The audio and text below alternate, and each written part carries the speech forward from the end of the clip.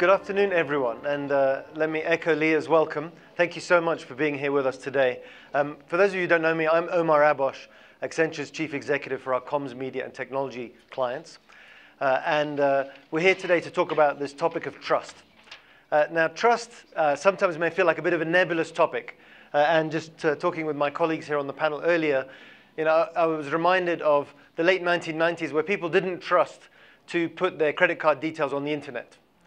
But at some point that changed, and this giant market called e-commerce exploded and became what we see today. In reality, though, the real application of the internet and all its associated technologies in business in the early stage. So e-commerce is still a relatively small part of global retail, and the internet has hardly penetrated into healthcare, insurance, industrial, and many other sectors.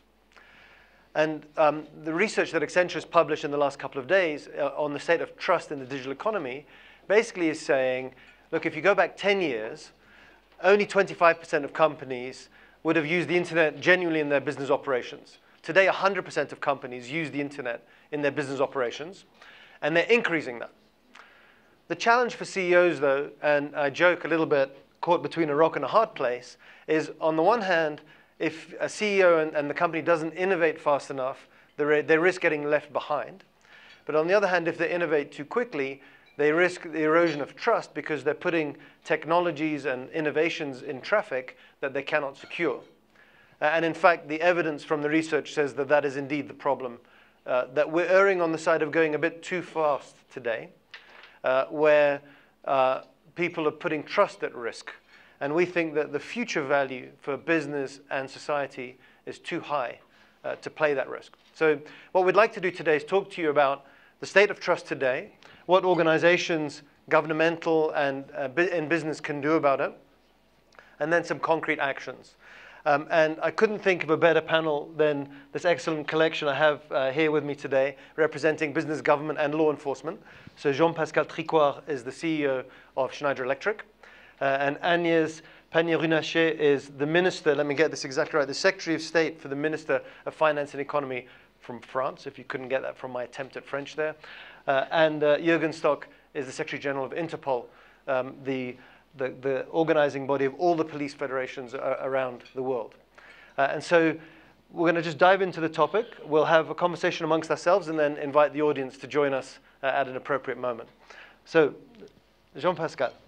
Schneider Electric is engaged in creating incredible technology for businesses, for companies, to sensorize commercial operations, industrial plants. You're putting more and more software into those facilities and those capabilities. Your EcoStruxure fabric is world-leading in terms of what you're doing. How do you think about the state of trust today and what Schneider is doing about it? That's, while preparing for this panel, I was thinking that it's a very complicated matter, right? At the end of the day, trust, or at the beginning of the day, trust is the base of everything we do in business. The way people speak about processes, about controls, but every day we trust our customers, we trust our suppliers, and we trust our people because the base of a company is to delegate. Some people think that a company is a series of signature and stuff. But at the end of the day, it's all based on trust between people. What we do at Schneider is to supply energy and automation, digital solutions for better efficiency and sustainability. So therefore, it's pretty much the foundation of many of our customer solutions. And we speak about digital, but thinking about the subjects, I mean, there was not much trust in non-digital systems. Right? Systems were breaking and you didn't know it, you couldn't prevent it. 30% still today of the public service outages in the world are due to power outages that were not prevented because things, by the way, were not connected. If you got 1 hour of interruption in a production line, automotive, whatever, it's in millions, 6 million, 7 million, 10 million. Normally, when I get a call from a CEO, it's coming from that. In most of the cases, we are not responsible. They call us for help. Okay. So you can't say that the old system is really physical, non-connected, is trustworthy. Therefore, in our sector, already for 30 years, we've been connected. We've been connected because it brings traceability, it enables to do predictive maintenance. You start to see the things drifting before they happen, and you can prevent problems to happen. The new thing somewhere is the fact that the connected is getting connected. So it's the hyper-connectivity of the world, the usage of the internet, which brings somewhere three problems as I see it today. The first point is that your data that used to be on-premise with a kind of naive belief that it is impregnable because it's on-premise, right, is getting duplicated somewhere. So sometimes it's just a set of data, logs of data, SCADA, that kind of thing, but it can be a full digital twin of your installation. So there is a question of privacy. What to experience as individuals when somebody holds our stuff is true for your factory. It can be true for your home. It can be true for your building. So that's the first problem. The second problem is a problem of entry point, connectivity, right? What used to be on-premise and so-called isolated is in fact now getting connected to the internet, and people are, and we are all shit scared that somebody will enter this way, right? And the third problem probably is a new topic of AI, where now machines are learning about you and you don't know what they learn on the base of digital. And there is a problem of ethics of machines, right? So that's the third point which I see as a subject which is creating a problem of trust. But at the end, and I won't answer your question, but do we have the choice? Because, okay, you have risks, but look at the advantages. Average 25% energy efficiency, 30% on your OPEX, 30% on your CAPEX design. Preventive maintenance, you see the problems before they happen and you can prevent them. So the elevator is not stopping, the room is not in the dark, your production is not in the dark. Traceability of the people who have interacted, because before when problems happen, you don't know what provoked it. In this case, you will get a traceability of the things. So it's weighing risk and benefits, but everybody is rushing to it. And I would finish by saying, on the top of it, I believe that the new hyperconnectivity is safer than the insulation, because most of the problems we saw in the past were not coming through the internet, they were coming through a USB key, an infected PC, a guy coming who had played with his kids over the weekend, got his PC infected, that created a Trojan horse and everything, and you didn't see anything. So it's like security in the cities. I don't know what Jürgen will tell us. Either you make barriers across your city or you put people who monitor what's going wrong in the city. And I think what we see today is that it's more about monitoring what's going malicious, what's going wrong, than believing quite naively that a wall is existing around your company. So that's how I see it. So what is the state of trust? People are embarking because the benefits are huge, and we are all working to elevate the monitoring of the installations as we go forward. You remind me as you speak, Jean-Pascal, actually I'm looking at Lee here of the energy sector, where there's lots of doubts about connection, but actually security of supply and electricity and gas is enforced by more interconnection, not less interconnection. So there are some interesting parallels there. But okay, so Schneider is on the mission of we're going to exploit this technology and use it for the benefit of society and business, but what we're wide open, our eyes are wide open to some of the issues that we now need to mitigate and address. Okay, okay. So Agnès, President Macron had a very bold and courageous call around the Paris Accord for cybersecurity. Could you tell us a little bit about what you and the government were thinking about that and what you want to achieve with regards to trust, please? Well, so as Jean-Pascal mentions, there are some risks attached to this cyberspace.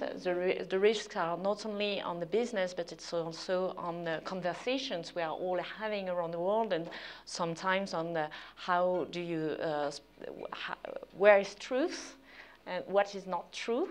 And it's also an issue for democracy, and it's clearly an issue for all democracies. And the fact is, as of today, when you speak of the physical space, you know more or less, we all know how to use this physical space. We know that we can get abused, we know that we can get robbed, but in fact, we'll not go in a dodgy neighborhood at 2 o'clock in the evening because we know where are the risks. When it comes to cyberspace, I think we are maybe not knowledgeable enough, maybe naive, you mentioned the point, and maybe the fact that we are all interconnected will help because we will be more knowledgeable about the cyberspace. But taking that into account, we have to act.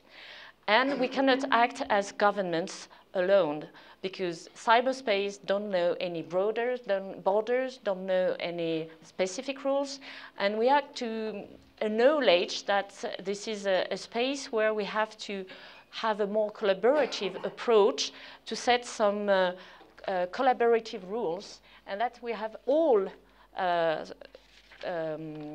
the companies, the governments, and even civil society a responsibility. So this is what is at stake with the Paris Call of the 12th of November. It is to say we should have the same rights offline than online.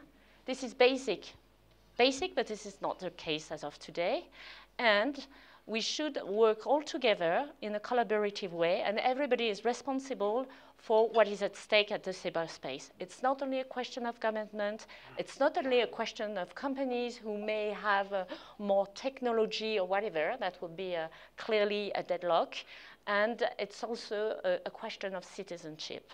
And through this Paris Call, we want to make an awareness. I've got a boss who told me years ago, if you want to address an issue, you have to make it visible. So we make the issue visible, and we say there is a way to address it. We put it on the table on G7, on G20, on World Economic Forum.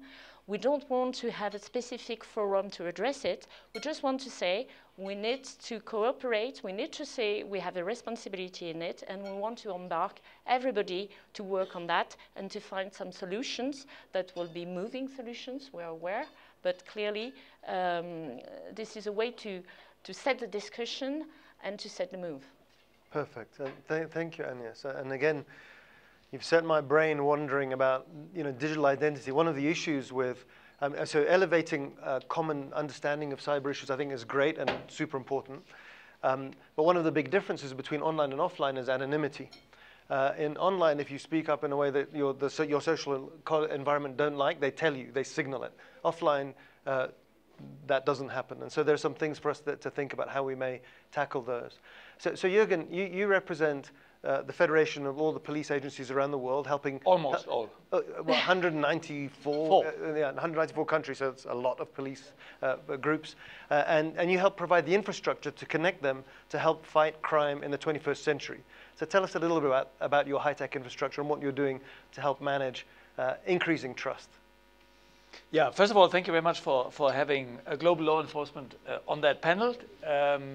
Of course, we consider that our role in fighting cybercrime, but the same applies for terrorism, organized crime, because very often these phenomena are linked with each other in supporting prosecutions, investigations, so to ensure that there is no safe haven for any kind of criminal activity, but also for the prevention piece. I think trust is a very interesting concept, and of course very important for policing. But I mean, I represent a very diverse community of 194 member countries' police services.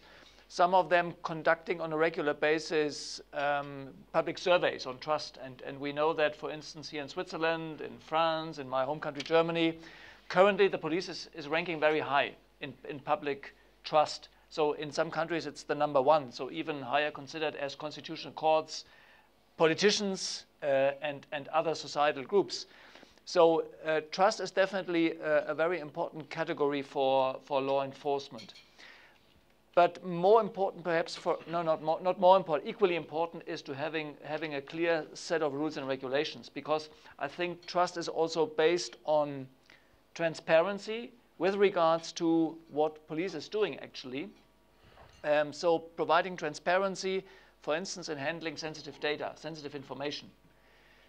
And I was wondering, you know, that cybercrime is one of these extremely underreported crimes. So currently we do not have really a clear understanding what the global landscape looks like with regard to cybercrime. I could tell you a lot about international terrorism and organized crime groups operating globally on environmental crime, drug trafficking.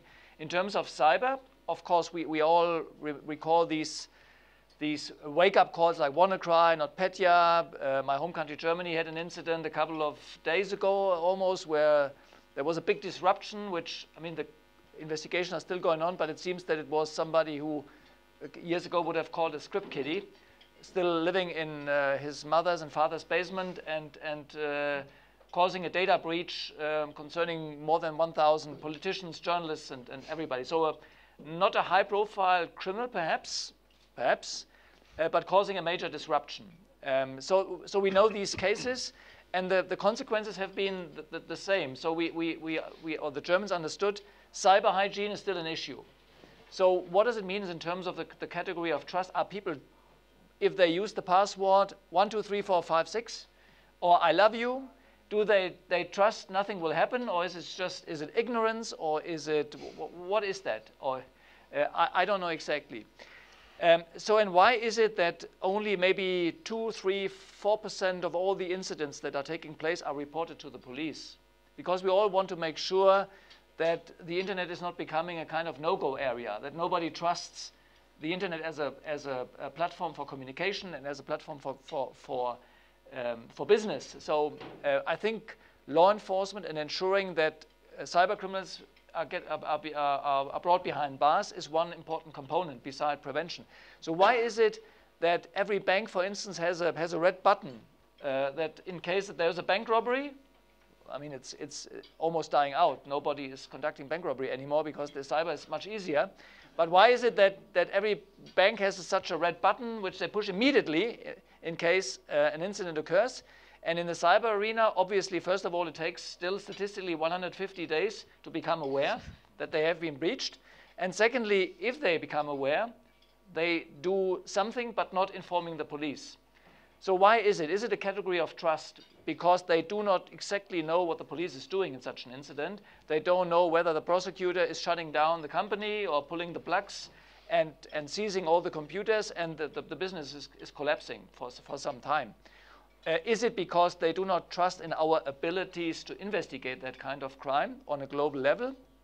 And of course, that maybe should conclude my introductory remarks by saying global law enforcement in its diversity has in the recent years been successful in conducting cyber investigations. We all know the example of some of the major darknet marketplaces, Alphabay, Hansa Market, which were taken down. We know some of the botnet incidents, so denial of service attacks, where botnets have been taken down by at least those law enforcement agencies that have the capability and the trained staff at that stage, and those who have been establishing a good and close cooperation with the private sector.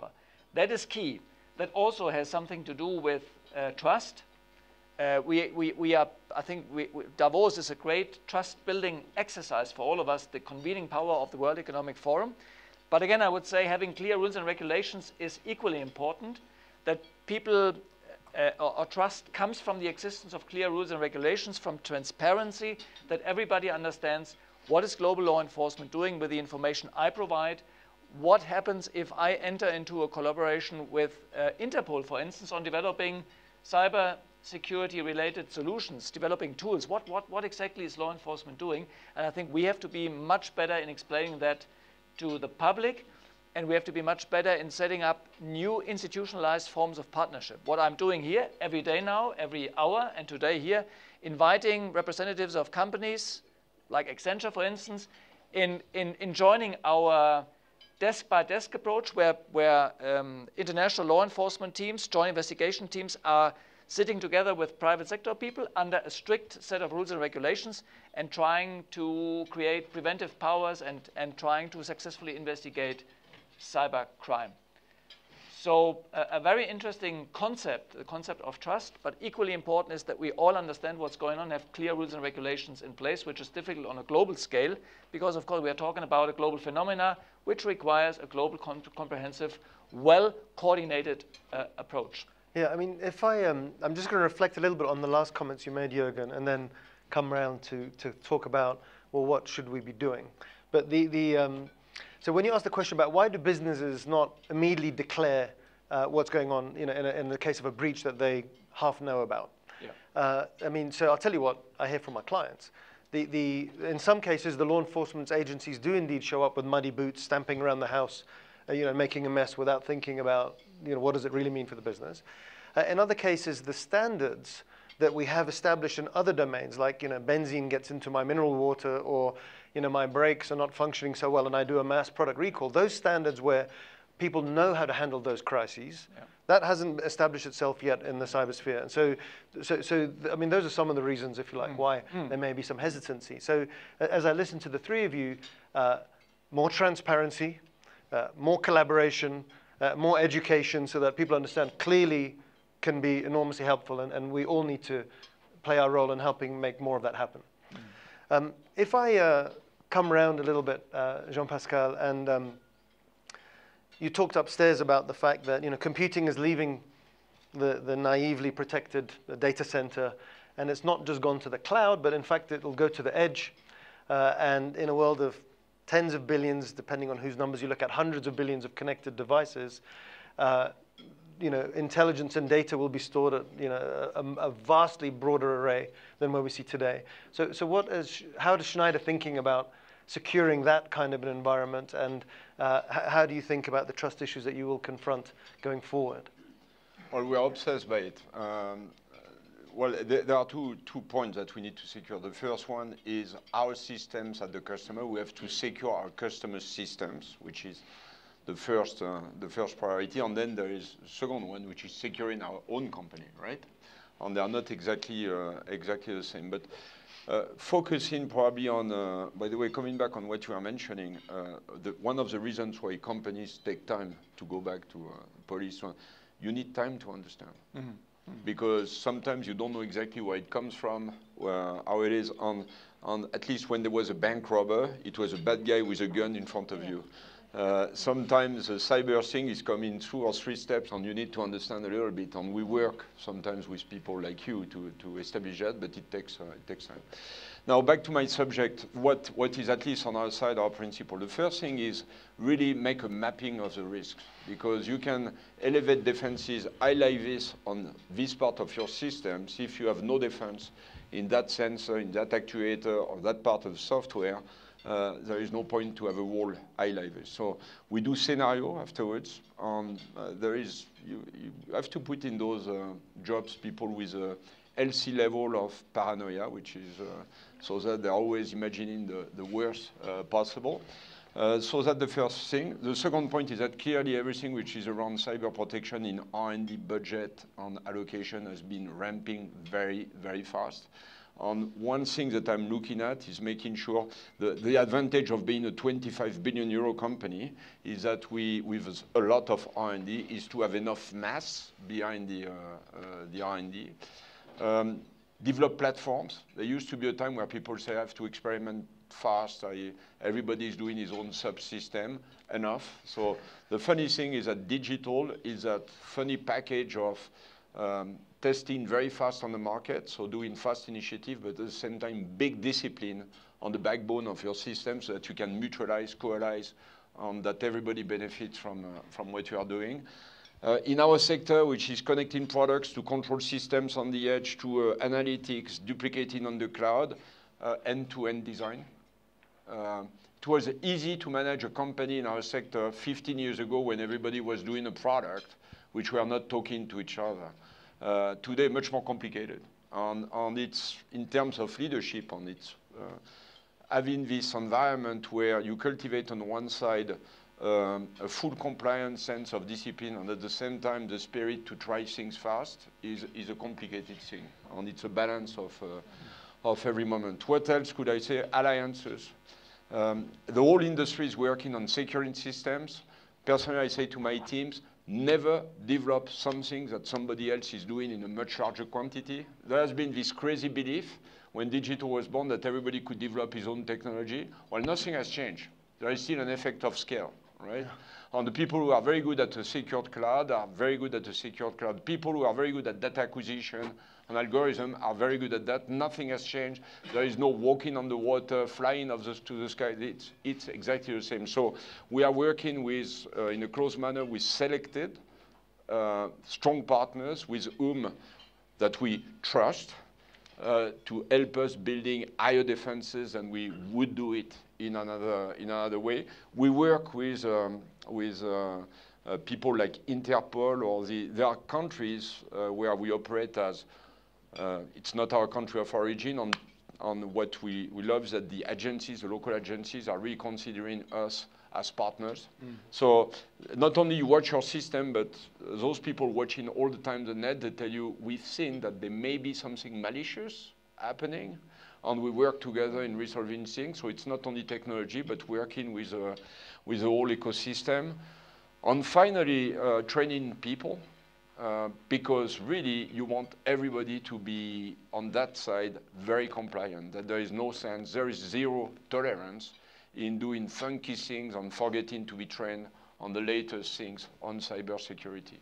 That's how I would put it. The last thing, and you said it, I think the duty of a company is to be transparent. Shit happens because there are multiple attacks. Good thing is that cross finger, touch monkey skin, so far, systems react well, but at the same time, you call the customer and say, there has been this problem, we are working on it, we work on it together, but you have to be super transparent on what this is a base of trust, right? The zero problem environment never exists. It was not existing in the physical world. It's not existing in the digital world, but you trust people who speak true to you. That was great, Jean-Pascal. And actually, as Jean-Pascal speaking, he reminds me of my longtime boss who very recently stepped down as the chairman and CEO of Accenture, Pierre Nontem, who had a phrase of, call a cat a cat. So I think we just got a bit of that experience here. So merde happens. It's good to know. Yeah. It's probably a global phenomenon that we need to deal with. Jean-Pascal, actually, in the research, one of the things that came out is that what all the 1,700 executives we spoke to said is that one of the hardest things they're finding to secure nowadays is third parties in their supply chain. So 80% of companies are saying that's one of the hardest things to grapple with, is how to establish standards for security in the supply chain that are not where many companies have grown up. So it's something to... That's another point, is work a lot on standards together, on the interfaces to make sure you secure the point of junction between your company. At the same time, you learn a lot from the others. It's always easy. People believe it's always easy to work by yourself. Actually, when you work with other companies, it forces to clean the interfaces, and normally it makes you more secure. And actually, on that last point, I was very heartened in the research that the vast majority of executives said that no company is big enough to handle this issue alone. So everyone recognizes the need to connect and collaborate, as you said, with the threat intelligence groups and all the various industry bodies around security. As you well understood, Accenture has convened us here to convince you that you need them to secure yourself. And by the way, Kelly Bissell, who runs Accenture Security, is in the back of the room. Yeah. I mean, if I may add to that point, currently we do not have a global early warning mechanism in place. I mean, that's also a lesson that we all were able to learn after WannaCry, after NotPetya, that information was available at that time. Some companies were using this information, but it was not shared because such a mechanism doesn't exist and still doesn't exist. So we have certs in place. We have sometimes on a national level, there's a lot going on, sometimes, but rarely on a regional level. But we really need to set up a global early warning system against this threat. And again, no country, no company, no region can do that in isolation. So that also maybe requires, yes, trust and commitment to build that collaboration. And I think the Center for Cybersecurity that was set up here under the auspices of the WEF is another good opportunity for the private sector and linked to global law enforcement through Interpol. But it also requires the lawmakers to help us setting up this regulatory framework, and that framework on setting up clear SOPs in case something happens. What is the way to alarm the community very, very quickly? Because we know from WannaCry a lot of the damage could have been prevented with a proper global mechanism that urgently needs to be developed. Yeah. And regular patching would help as well. But yes, I simple as agree. it is. Yeah, that's not enough. We also absolutely. need the sharing and transparency, as it was mentioned. Yeah. Just to give you an example, as I was a former deputy CEO, we have some cyber approach to see where were our weaknesses and what we have to improve. And in fact, we see that there was a weakness through a supplier, and from our company IT, you can go through a supplier and go to another company. So it was not a weakness affecting us, but it was affecting one of the big, listed company in France, and was very surprised. Of course, we make the communication extra, but that means that sharing the information, collaboration, transparency are absolutely key. And coming back to basic, another example. When we launched all the cybersecurity, GPDR, was on the market, sharing information on the customers. We tracked the fact that some people from the executive management have some information on the net that was for sale. So we just communicate on that. And the executive in my team was not aware that their own data was for sale on the net. And it changes completely what was supposed to be an abstract approach, the customer, GPDR, constraints, headache, whatever. It becomes very personal because there were attacks in their own integrity. And I think that in education, there is a very basic thing to do, which is to educate your people, your employees, also to be able to tackle the cyberspace security as citizen, that is to know what are the main ways to misuse the information, to educate them as customers, and to educate them as professionals, because they will have a 360-degree approach, and that makes them much better professional and much better, citizens and customers. And I think this is what is also at stake. Very basic approach. That's perfect, Agnès. Thank you. And everything you're saying resonates with me a lot. I think one of the realizations that society is coming to is you don't have to be rich and famous to get hacked. And in fact, the cost of a hack is super cheap and automated. And so the kind of education you're talking about is required of every citizen who wants to look after themselves and their family. So Jürgen, what would you ask of business in terms of better collaboration with law enforcement? What are the sorts of things that you're really after for the next level of evolution to help ensure more trust? From organizing collaboration on meetings like that, say, there is a nice potential partner, let's do something together, which very often is the basis for good work, good collaboration, entering into a more institutionalized collaboration, and also accepting perhaps some risks in terms of what is the perception, what is maybe reputational risks around that, and or what's the return on investment. I think what is required in light of the dimension of the threat, and the dimension of the threat will only increase during the next couple of years as the world is continuing being hyper-connected. It's quite clear that this provides unprecedented opportunities for criminals of all kinds to attack our systems.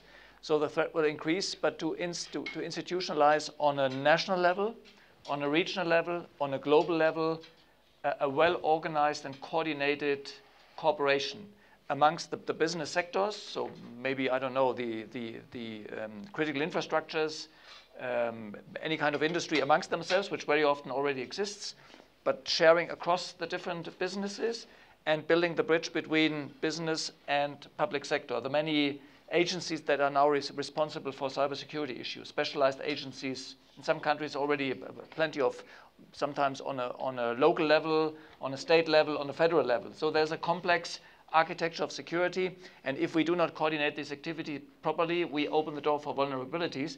So we need to develop that architecture of security, and we have to enter into a new institutionalized way of cooperating in a planned way, in a strategic way with the private sector. So again, we try to do that on a small scale in our Interpol Global Complex for Innovation in Singapore, where we have at least currently 15 companies that have been seconding staff into the center, based on clear rules and regulation to which information they have access and not, and working on security solutions and also supporting investigations. And the next step might be developing a joint incident response teams that helps in terms of a crisis to immediately helping finding the answers that business continues, but on the other hand, we can mitigate the impact of an attack. So institutional cooperation with the private sector on a national, regional, and global level. That's, I think, what we further need to develop. Okay, I mean, so you've put lots of thoughts, I think, in everyone's mind here. I'd like to come to the audience and open up a bit and get your perspectives. Just before I do, Leah, will you give me the 5-minute warning? So, because it's not just me that's been exhausted by Davos. My watch conked out a little bit earlier. So that would help to us. Maybe just a word also on the Anya, government approach. I believe that the government has to lead and impulse the debate, and I completely agree with you, and this is clearly what is at stake in the Paris call. We had to pull and analyze the knowledge and then to be able to frame the rules. But if we want to frame the rules, we need to frame it based on evidence, and the evidence comes from the companies. So there's clearly a need for collaboration, and I launch a call. Please do not hesitate to embark in the Paris call and to work with us, because we would like to make some proposals, an agenda and proposals for the coming year to know how we can move forward and settle the foundations of regulations that is pragmatic but efficient. Okay, perfect.